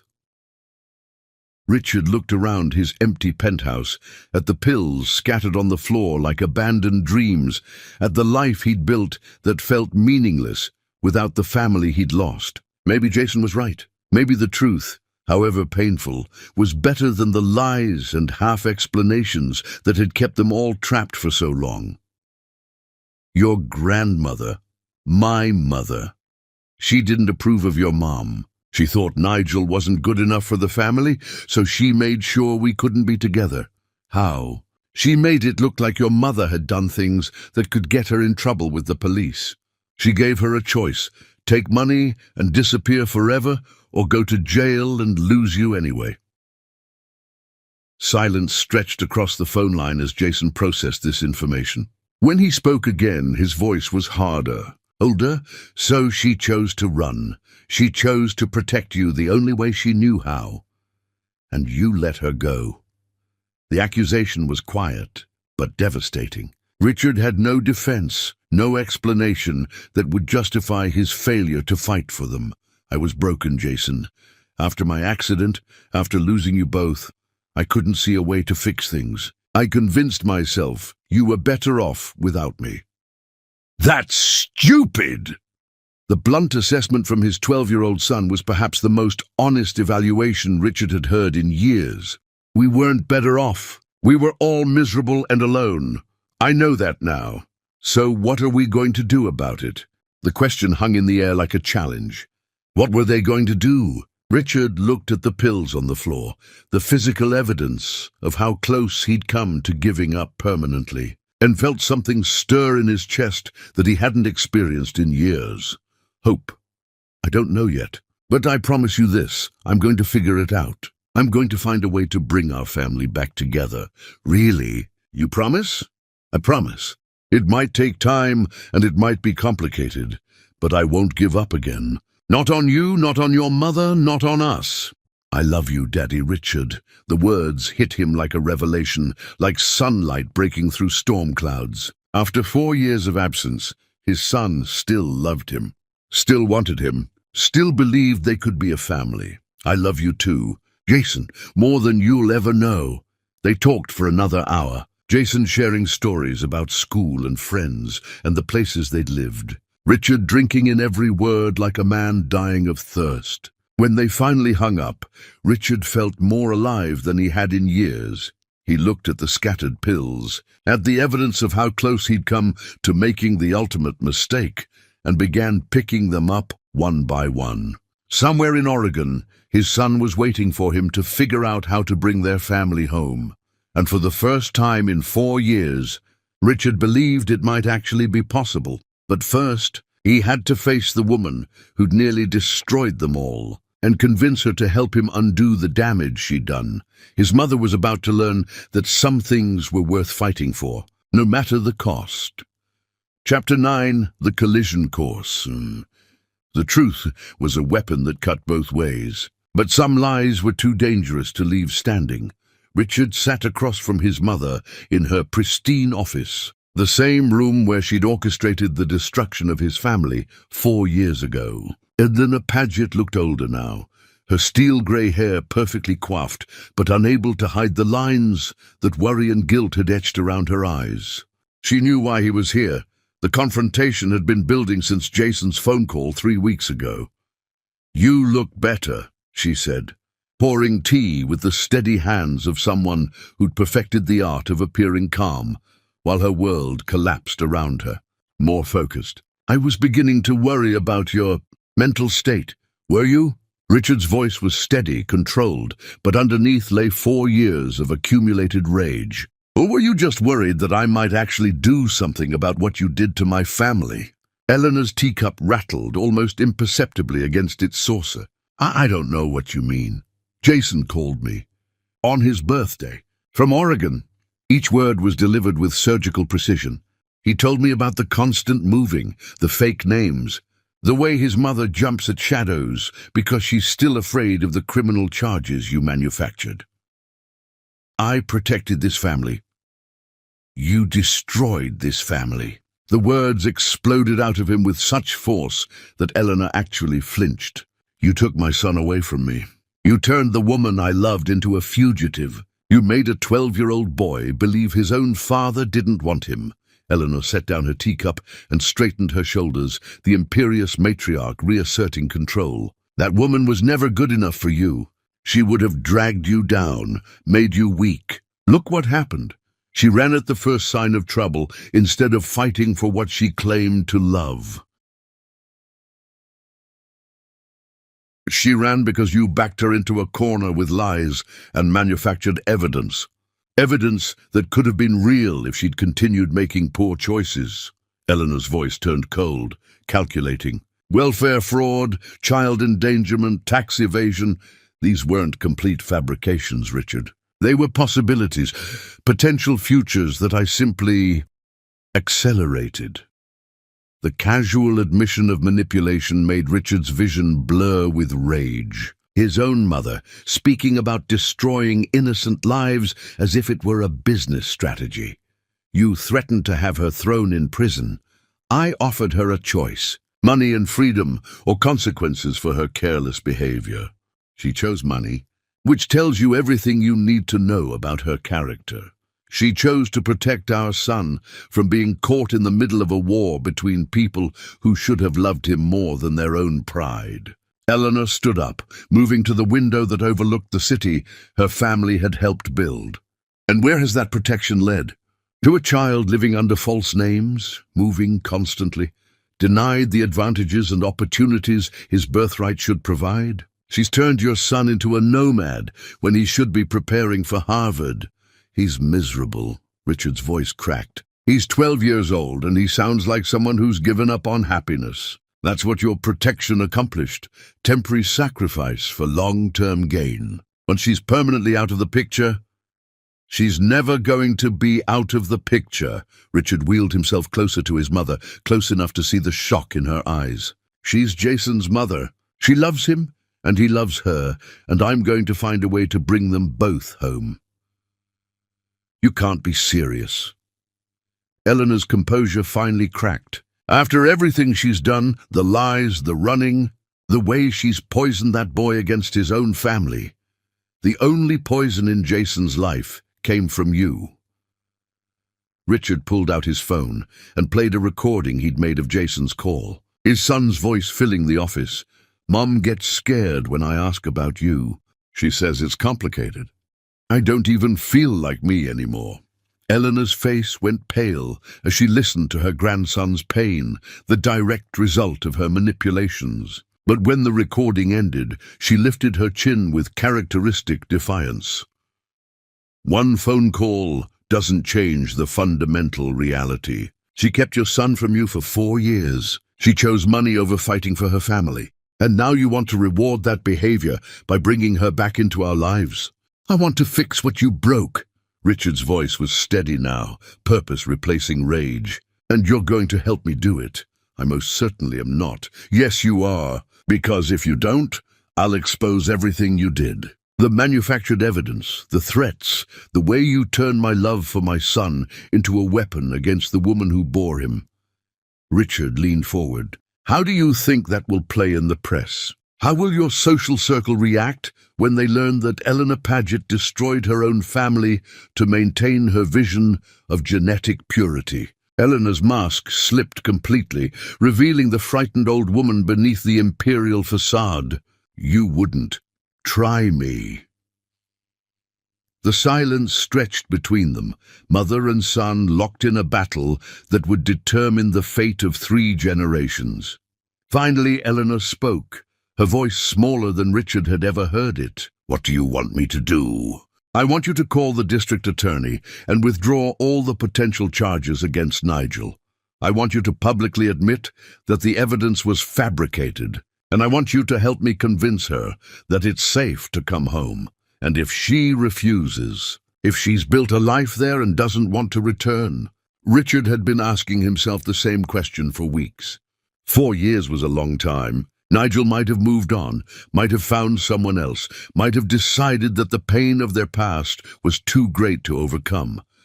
Then I'll respect her choice. But I'm going to give her the option to choose freely, without the shadow of your threats hanging over her head. Eleanor walked back to her desk, each step looking like it aged her another year. You realize this could destroy everything we've built. The family reputation, the business relationships, the social standing. I don't care about any of that without my son. And if this reunion fails, if you bring them back and it only leads to more heartbreak and conflict, then at least we'll fail honestly instead of living with the poison of your lies. Eleanor sat down heavily, suddenly looking every one of her 70-plus years. I did it for you, you know. I saw how she destroyed your confidence, made you doubt yourself. I thought without her influence, you'd become the man you were meant to be. The man I was meant to be is Jason's father. Everything else is just details. For a long moment, Eleanor stared at her hands, and Richard saw something he'd never witnessed before. His mother, experiencing genuine regret. I'll make the calls, she said quietly. But Richard, if this goes badly, if bringing them back only leads to more pain, then that's my choice to make. Meanwhile, 2,000 miles away, Nigel stood in the principal's office of Jason's school, trying not to let her panic show as Mrs. Patterson explained her son's latest incident. "This is the third fight this month," the principal said gently. "And according to the other children, Jason started each one. When we try to talk to him about it, he just shuts down completely." Nigel looked through the office window at Jason sitting in the hallway, his face set in the sullen mask he'd perfected over the past year. At 11, he was getting bigger, stronger, and his anger was becoming something she couldn't control, with hugs and gentle words. "Has he said what's causing this behavior?" "He keeps insisting that his name isn't Jake Morrison, that we have his records wrong. He says his real name is Jason Paget, and he wants to go home." Mrs. Chen's voice was carefully neutral. "I've tried explaining that we need legal documentation for any name changes, but he becomes very agitated when we discuss it." The words hit Nigel like a physical blow. Jason was done pretending, done living the lie she'd forced him into. He was claiming his real name regardless of the consequences, and she was powerless to stop him. "Mrs. Morrison, I need to ask, is Jake in some kind of witness protection program? Are you running from an abusive situation? Because if you need help—" "No," Nigel said quickly. "Nothing like that. It's just complicated family circumstances." The same excuse she'd been using for 4 years, wearing thinner each time she said it. "I'm going to recommend counseling," Mrs. Patterson continued. "Jason is clearly dealing with identity issues and displacement anxiety. If we can't address the root cause of his anger, I'm afraid we'll have to consider suspension or even expulsion." Expulsion. Another school, another move, another layer of disruption in Jason's already fractured life. How many times could she uproot him before the damage became permanent? "Can I talk to him?" Mrs. Patterson nodded and left them alone. Jason looked up as his mother entered the hallway, and she was shocked by the defiance in his eyes. "Before you say anything," he said, "I'm not sorry. Tommy Henderson said my mom was probably a criminal since we don't have any family photos and move around so much. So I hit him. Jason. That's my name, Jason, not Jake, not whatever fake name you want to give me next week. Jason Paget." He stood up, and Nigel realized with shock that he was almost as tall as she was now. "And I'm done pretending to be someone else." "Sweetheart, you don't understand the consequences. I understand that you've been lying to me my whole life. I understand that you took me away from my father because you were scared. I understand that we've been running from problems you won't even explain to me." Other parents in the hallway were staring now, and Nigel felt the familiar panic of exposure, of being noticed and questioned. "Lower your voice." "No." Jason's voice was steady, determined. "I'm tired of hiding. I'm tired of being afraid. I want to go home and see my father and stop living like we're criminals. It's not that simple." "It is that simple."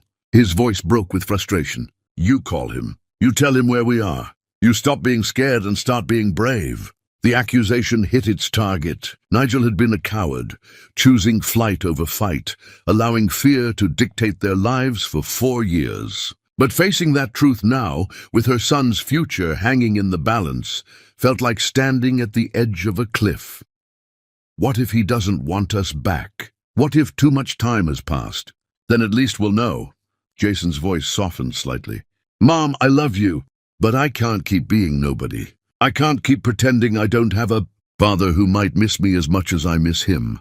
Nigel looked at her son, this boy who'd grown brave, while she'd grown frightened, and realized that her time as the sole decision-maker in his life was ending. He was old enough now to have opinions, to make demands, to refuse to accept the limitations fear had placed on their world. "If we go back, everything changes. There will be lawyers and courts and your grandmother who wanted us gone in the first place. Then we'll fight them, together. You, and me, and Dad." The simple faith in his voice reminded her of the woman she'd been before Eleanor's threats had broken her spirit. Once she'd been willing to fight for what she believed in. Maybe it was time to remember how. "Okay," she whispered. "Okay, we'll go home." Jason's face lit up with the first genuine smile she'd seen in months. "Really? You mean it?" "I mean it. But Jason, if this goes badly, if your grandmother tries to hurt us again, then we'll deal with it. But at least we'll deal with it as a family." As they walked out of the school together, Nigel felt like she was stepping off a cliff into empty air. But for the first time in 4 years, she wasn't falling alone. Somewhere across the country, Richard was fighting his own battles against the woman who'd torn them apart. And soon, God willing, they'd all have to face the wreckage of their past and decide whether love was strong enough to build something new from the ashes. The collision course had been set. Now all that remained was to see who would survive the impact. Chapter 10. The Hardest Victory. Some journeys end where they began, but the travelers are never the same. Richard sat in his rental car outside Washington Elementary School in Forest Grove, Oregon, his hands gripping the steering wheel so tightly his knuckles had gone white. 4 years of searching, 4 years of missing his son, and now they were separated by nothing more than a parking lot and his own terror that this reunion might destroy them all over again. His phone buzzed with a text from Eleanor. "Doug confirmed, all potential charges withdrawn. Public statement released this morning. The path is clear." Clear. As if 4 years of exile and heartbreak could be erased with a few legal documents and a press release. But it was a start, the first honest step toward undoing the damage his family had inflicted on itself.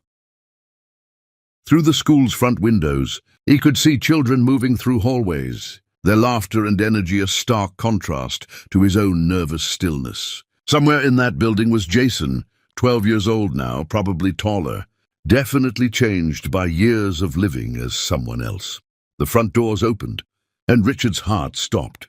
Nigel emerged first, her face set in the determined expression he remembered from their worst arguments. She looked older, wearier, but still beautiful in the way that had once made him believe in forever. Behind her walked a boy who was unmistakably his son, despite the years and growth that had transformed a child into an almost teenager.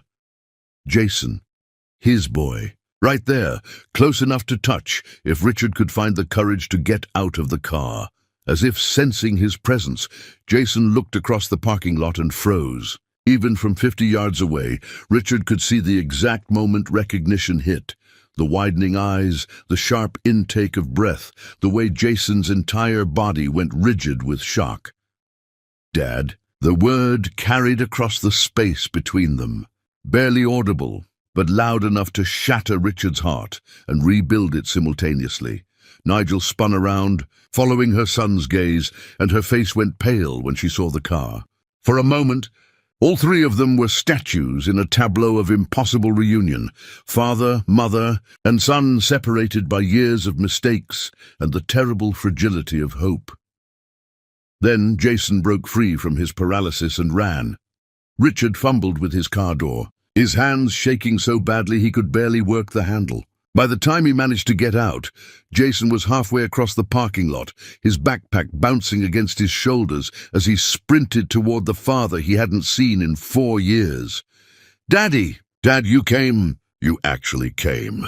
The impact of Jason's embrace nearly knocked Richard from his wheelchair, but he held on tight, breathing in the scent of his son's hair and feeling the solid warmth of a body that had grown so much during their separation. "I'm here," Richard whispered, his voice breaking. "I'm sorry it took so long, but I'm here now. I knew you'd find us. I knew you wouldn't give up forever." Jason pulled back to look at his father's face, and Richard saw tears streaming down his son's cheeks. "You look different, sadder, but you're really here." "I'm really here!" Behind them, Nigel approached slowly, cautiously, like someone walking through a minefield. Her face was a mask of conflicting emotions, joy at seeing Jason so happy, terror at what this reunion might cost them, and something else that Richard couldn't quite identify. "Hello, Richard."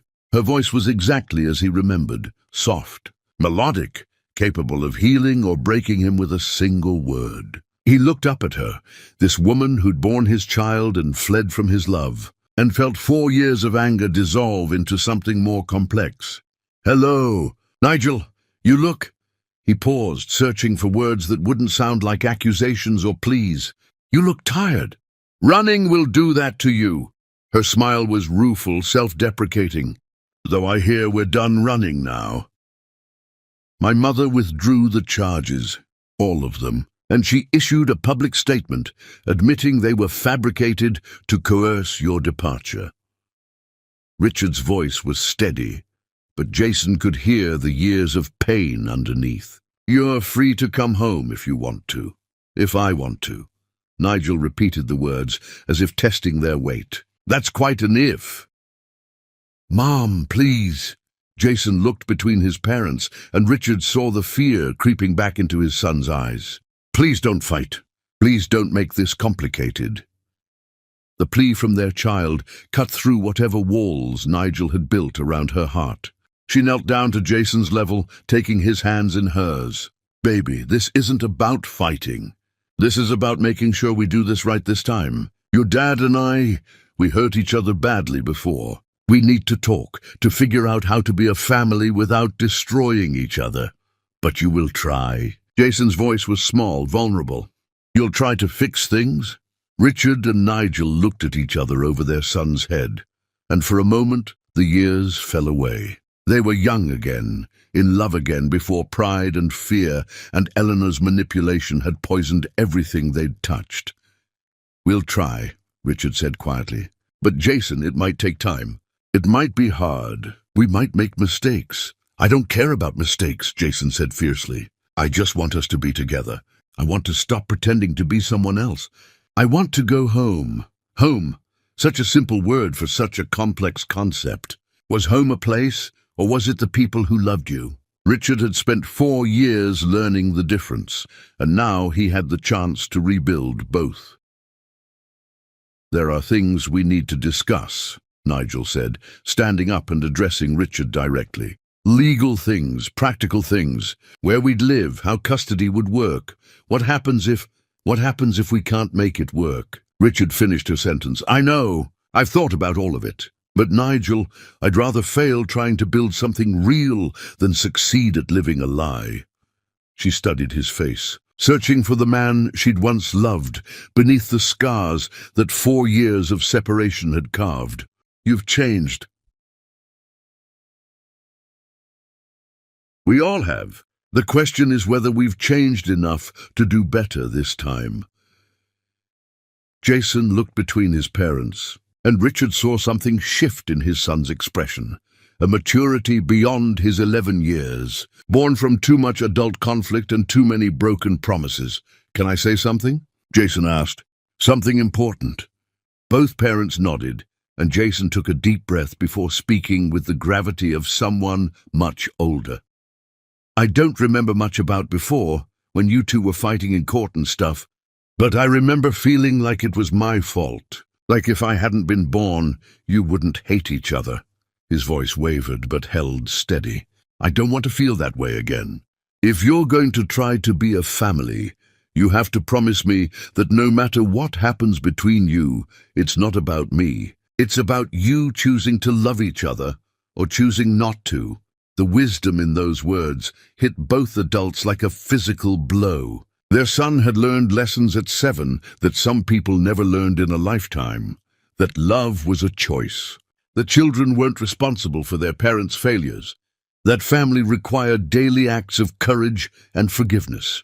"You're right," Nigel said, her voice thick with emotion. "And I promise you, whatever happens between your father and me, it will never be about you not being enough or being too much. You're perfect exactly as you are."